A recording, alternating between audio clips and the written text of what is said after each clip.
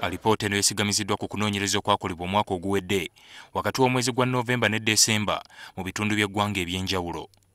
Ng'afulumya ebyavudde mu kunoonyereza, akulira ekitongole ky'ebibalo mu ggwanga ki Uganda National Bureau of Statistics, Ben Paul Mungereza, atutegeezezza nga bwe basinze okutunuulira ensonga z'ebyobufuzi, eddembe ly'obuntu n'embeera zaabwe.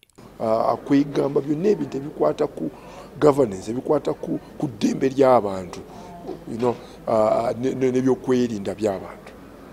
Ku nsonga y'ebyobufuzi, Bannayuganda ebitundu 54 ku buli 100 bategeezezza nga bwe batakyalina bwesige mu bannabyabufuzi baabwe, naddala ababaka ba Paalamenti, kubanga bye babagamba tebabikolerako.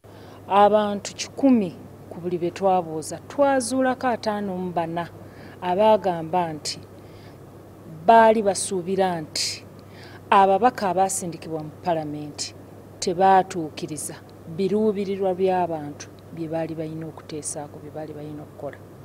So nze sikkaanya nakyo ekyo kye bagamba nti major members of Parliament kati ate ba LC aba LC 1 bo babakoledde, aba LC 5 babakoledde, kubanga in fact Parliament kati ye government.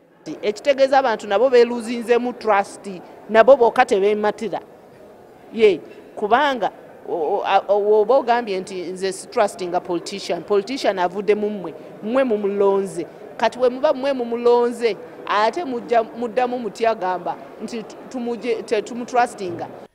Enkayana z'ettaka n'ebibinja by'abamenyi b'amateeka binokoddwayo ng'ebyasinze okuvaako obutabanguko mu ggwanga omwaka oguwedde.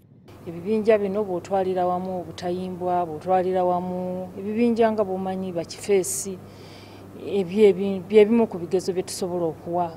Waaliwo obuzibu mu nkaayana ez'ettaka ezaali zisinga okuleeta obutabanguko. Kino kyazuulibwa naddala ku bantu abava mu mambuka g'eggwanga. Obwavu nabwo bunokoddwayo nga bwe bwasinze okuvaako okusosolebwa mu bantu. Abantu abaagamba nti baasosolwa olw'obwavu oba kuba nti abantu abamu baasosolwa oba ssemugagga, twasanga nti abantu abaawa ensonga eyo ku buli bantu 10 twazuulako abantu 52. Bannayuganda 88 ku buli 100 abeebuuziddwako baakakasizza nga ddala obuli bw'enguzi bwe bwafuuka baana baliwo mu ggwanga naddala mu bibuga. Ekyewuunyisa businga mu bayivu abasinga okukimanya nti bubi. Bwe tusoma twandibadde nga tukola ebintu bulungi kusinga bali abataasoma, naye kati ffe abasomye ate ffe tweyingiza mu ebyo. Nze nanki nandirabye yunivasite zaffe zonna twanditandise okusomesa abaana abasoma engeri gy'okubeeramu nga balina empisa.